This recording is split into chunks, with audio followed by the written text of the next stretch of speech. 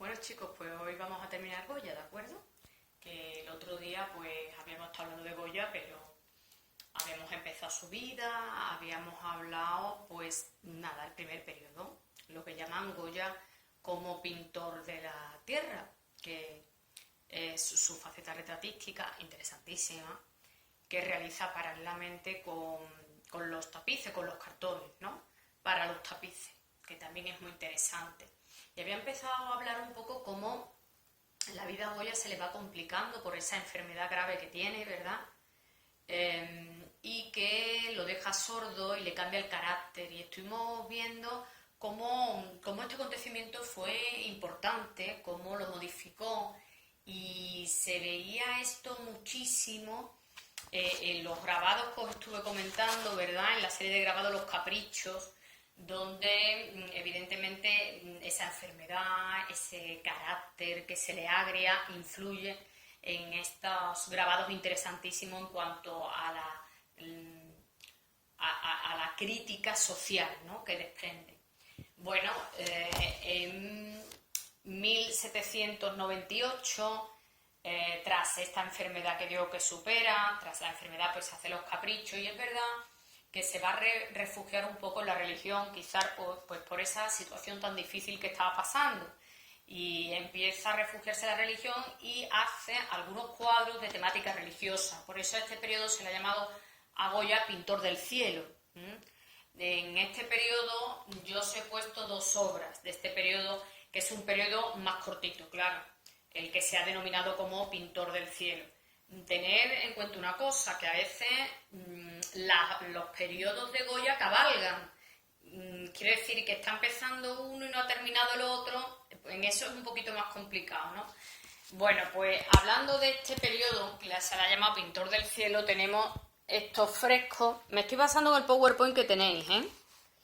Estos frescos muy interesantes, que son los frescos de San Antonio de la Florida, donde, bueno, es muy luminoso, tiene una factura suelta, y donde interpreta la religión mezclándolo con elementos profanos. O este cuadro, que es muy interesante, de tonos mucho más oscuros, la comunión de San José de Calazán. Es verdad que es más oscuro la tonalidad porque es más avanzado este cuadro, de 1819. Y aparece la comunión de San José de Calazán, un santo ya moribundo, alargado el rostro, la figura. Hay historiadores que le han querido ver con cierta influencia del Greco en ese sentido, ¿no? Y seguimos avanzando en la vida de Goya y se siguen acumulando problemas.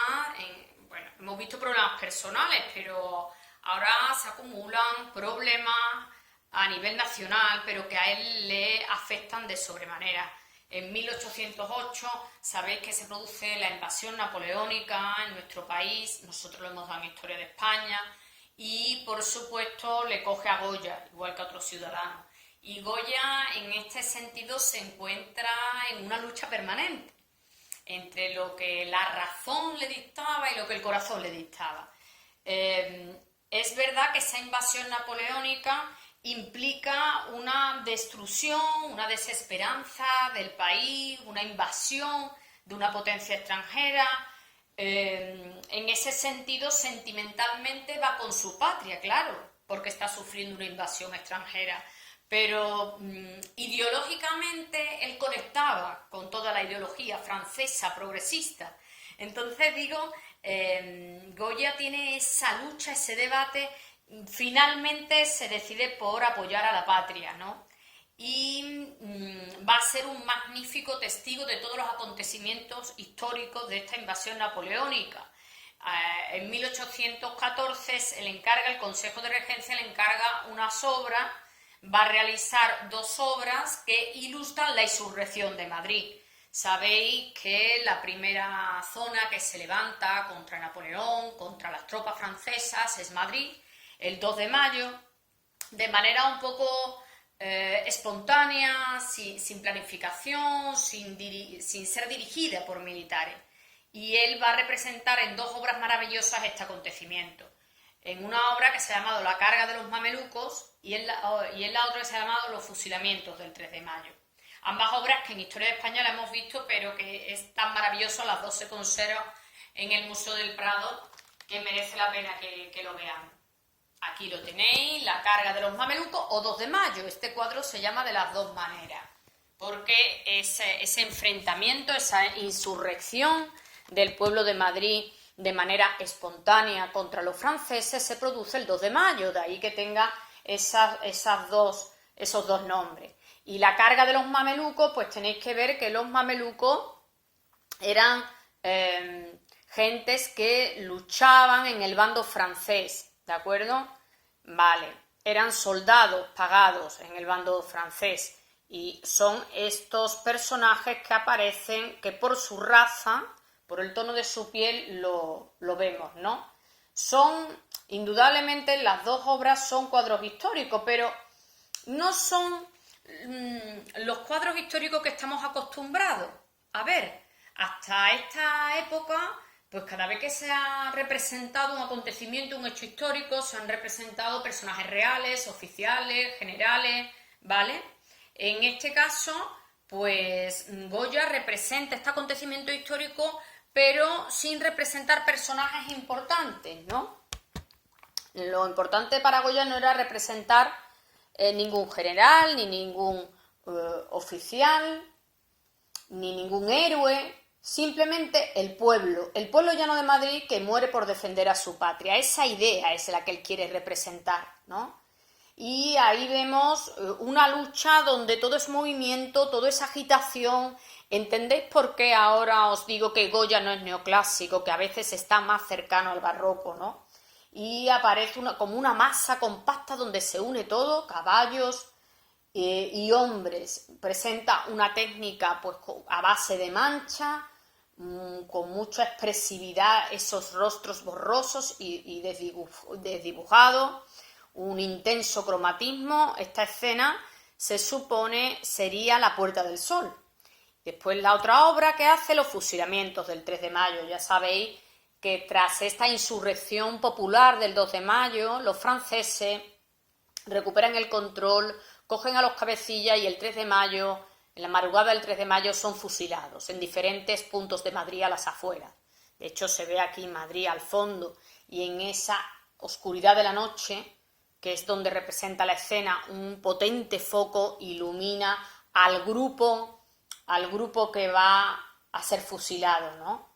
La luminosidad parece incidir en esa camisa blanca de este señor que por la camisa blanca, por el gesto, bien podría simbolizar la esperanza del pueblo español. También es cierto, la composición sí es verdad que está muy ordenada, muy estudiada en dos grupos, el grupo francés que forma un pelotón y que está apuntando al grupo español, donde ahonda más en la psicología de cada personaje, cómo cada personaje se enfrenta a la muerte.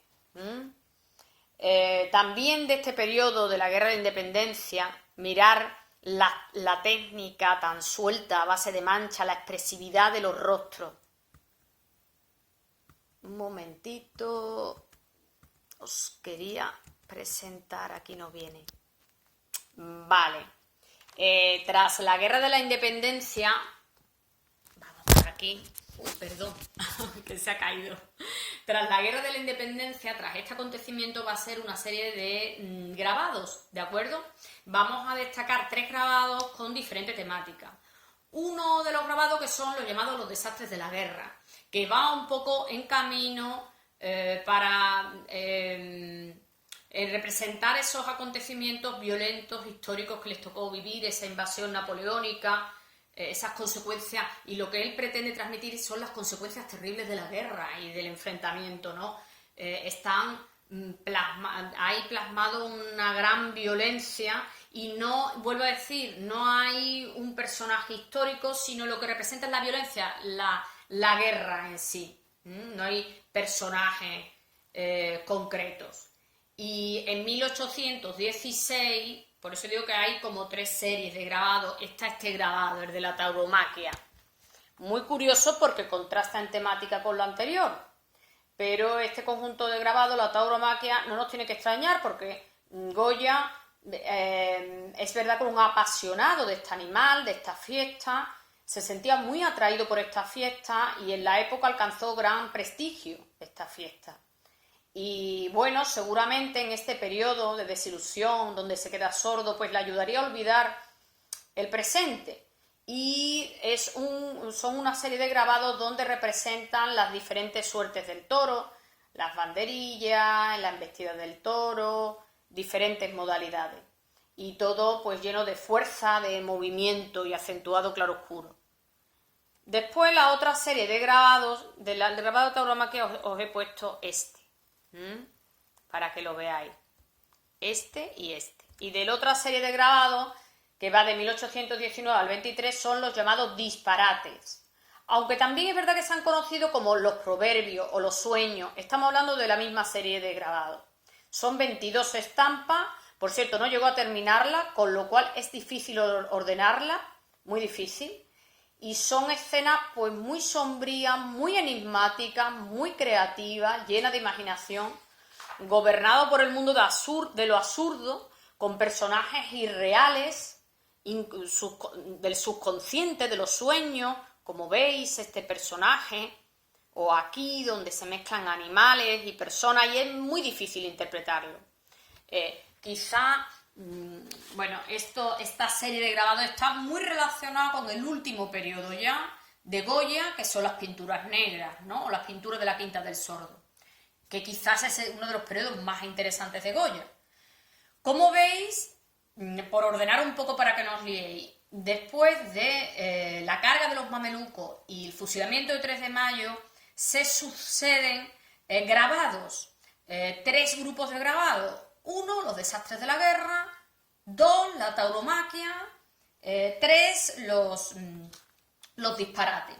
Si os fijáis, la tauromaquia es como un paréntesis, un poco, entre comillas, más desconectado de la realidad, porque conecta más con la ficción que tenía Goya, y es un paréntesis entre los desastres de la guerra y los disparates, ¿de acuerdo? Y ahora os voy a hablar del periodo quizá más interesante de Goya, que se ha estudiado más, que quizás sea pues de los más originales, que son las pinturas negras de Goya, que se llama, o las pinturas negras de la Quinta del Sordo. De 1819 al 23, en esta fecha se retira a una casa en la ribera del río Manzanares y allí, desilusionado, con una salud ya deteriorada, solo pues empieza a decorar, a pintar esta casa y pinta el salón, el comedor y 2 viviendas. Hace 14 composiciones concretamente al óleo sobre el lucido de yeso. Y bueno, menos mal que se ha podido conservar, se ha podido trasladar al Museo del Prado y la iluminación es maravillosa. Y en estos cuadros súper originales, que quién diría que son del 18, porque parecen del 20, de lo modernos que son o que resultan, él refleja su dolor psicológico, físico, y representa un mundo que es muy difícil de interpretar, ¿de acuerdo?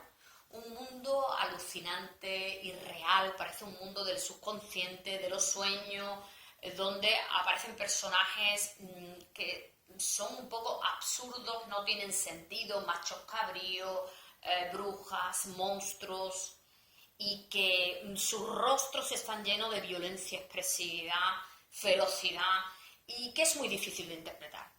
Es muy difícil de interpretar. Hay historiadores que indican que como iban pintados en una sala, se interpretarían de 2 en 2. Hay otros que indican que aunque sea un mundo delirante de lo absurdo lo que representa, quizá tiene un simbolismo, ¿no? Bueno, si queréis vemos estas pinturas negras y os voy a poner un trocito de vídeo que he colgado que habla un poco sobre estas pinturas negras, ¿vale? Porque son interesantes. Aquí tenéis, por ejemplo, de estas composiciones, bueno, por supuesto, la técnica ya a base de manchas, tonos totalmente oscurecidos. ¿Quién diría que este es el Goya que empezó con las escenas costumbristas? Estos son 2 viejas comiendo sopa, o este el aquelarre, donde ya no se distinguen ni las figuras, forman como una masa compacta. Si os fijáis aparecen brujas, machos cabríos, o aquí el perro, aparece un fondo vacío, angustioso y una cabeza de perro. Hay gente que indica que quizás simboliza a esa España que está hundida hasta el cuello. O aquí la pelea a garrotazos. También hay historiadores que quizás indican que puede haber simbolismo y que quizás representa las dos Españas que había en aquel periodo. Esa España conservadora que quería el absolutismo y esa España progresista. O esta Saturno devorando a sus hijos, de difícil interpretación absoluta. Pero claro, la violencia, la expresividad es impresionante. O esto, el gigante.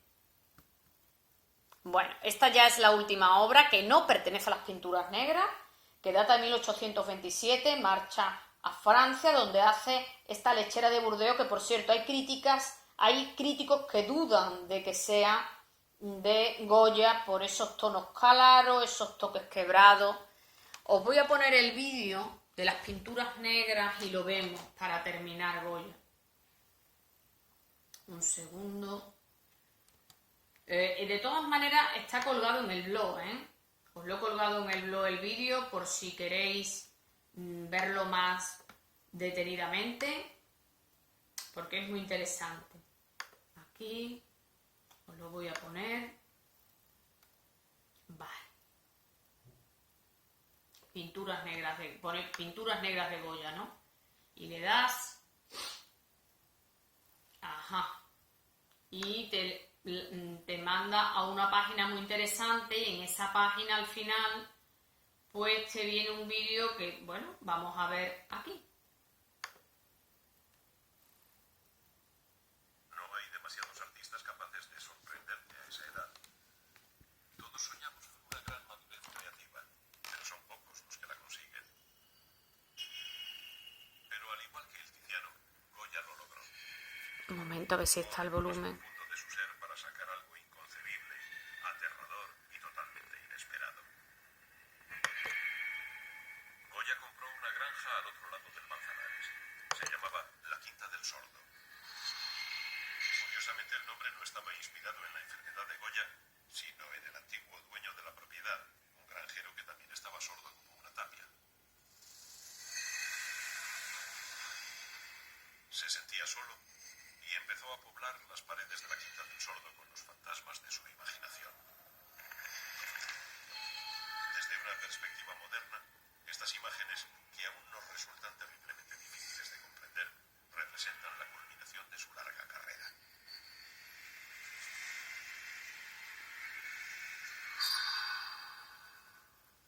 Se llaman las pinturas negras simplemente porque son terriblemente oscuras. Oscuras en cuanto a color y oscuras en cuanto a significado. Las pintó con óleo directamente sobre la escayola, algo que les ha convertido en una pesadilla para todos sus conservadores. De hecho, es una suerte que no quedasen destruidas tras la muerte del artista, ya que la quinta fue demolida. Pero por fortuna la propiedad había sido comprada por un especulador francés que ordenó que los murales fuesen separados de las paredes para montarlos sobre lienzos, y así es como los vemos hoy en día, todos reunidos en el Prado.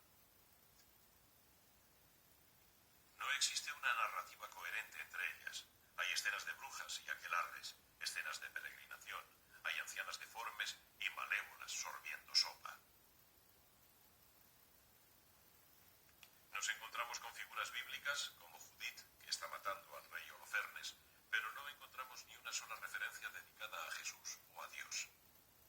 Hay una terrible nueva perspectiva sobre el viejo tema del peregrinaje hacia San Isidro, pero ahora los personajes están cantando o aullando.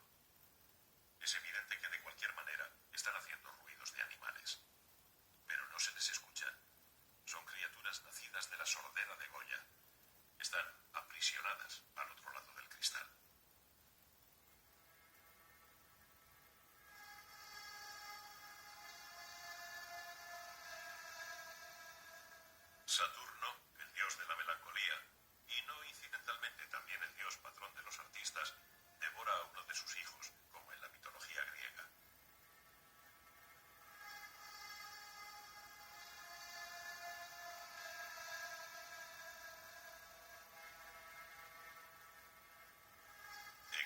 algún otro rostro dentro del arte europeo tan cargado de hambre y desesperación y tan afectado por el horror de sus acciones?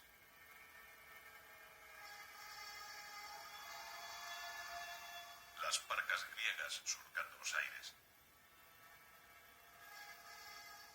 midiendo y recortando los tejidos de la vida humana.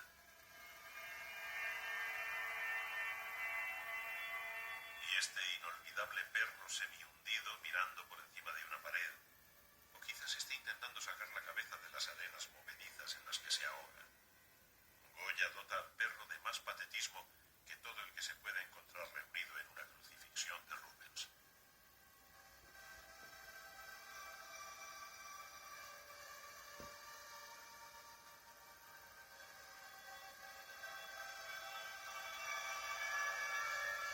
Goya no estaba más loco que Shakespeare cuando este último escribió las escenas de Ofelia o el Rey Lear. Rabiosamente inspirado quizás, pero siempre regido por un férreo autocontrol. Es la misma combinación de furia y control que caracteriza a los grandes genios.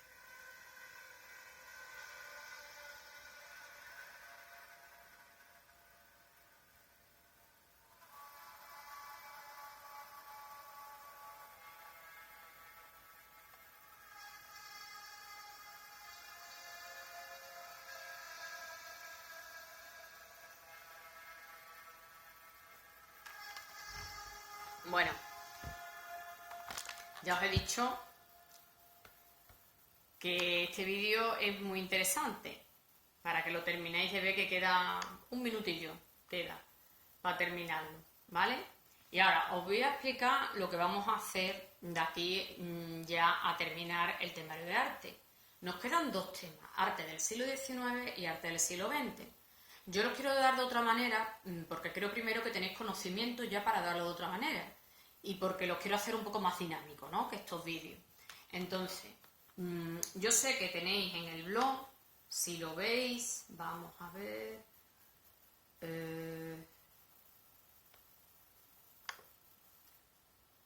un momentito. Si cogéis el blog de arte, que yo creo, sí. Si cogéis el blog de arte y os metéis en el tema del siglo XIX, arte del siglo XIX, vamos a ver por aquí, le doy que es el tema 12, ¿vale? El tema 12, pues tenéis aquí la teoría colgada. ¿Veis? Tenéis la teoría colgada, le dais al enlace y tenéis la teoría. Y tenéis además un PowerPoint que yo os di del siglo XIX muy interesante, donde se mezclan imágenes y teoría. La misma teoría que aquí, ¿eh? Podéis utilizar esta teoría o podéis utilizar el PowerPoint que viene en imágenes y teoría. Yo utilizaría más el PowerPoint. Aquí tenéis un eje cronológico muy interesante de los estilos artísticos del siglo XIX, que son un poco complicados. Te vienen en rojo, en llave roja la arquitectura, llave morada la escultura y llave verde la pintura. Entonces, ¿qué vais a hacer? Y mañana no voy a dar clases, sino os voy a dejar tiempo. ¿Qué vais a hacer viernes, sábado, domingo y lunes? Pues vais a leer, hacer vuestro esquema tranquilamente de arquitectura y de escultura, es decir, dentro de arquitectura, eclecticismo, arquitectura del hierro, modernismo y de escultura, Rodin, hasta aquí, de esto. ¿Y qué hacéis?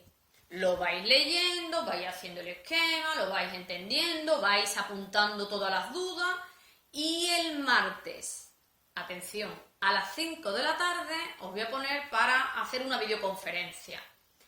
Todo el mundo, la gente de arte. Yo en vuestro correo os mandaré el enlace y vosotros cuando llegue las 5 el martes os metéis y debatimos sobre estos asuntos, ¿vale? Debatimos, hablamos de estos asuntos, de las dudas que tengáis de esto que estamos hablando, ¿vale? Y nada, espero que os vaya bien. Nos vemos, ¿cuándo? ¿Cuándo tenemos la cita? El martes a las 5 de la tarde.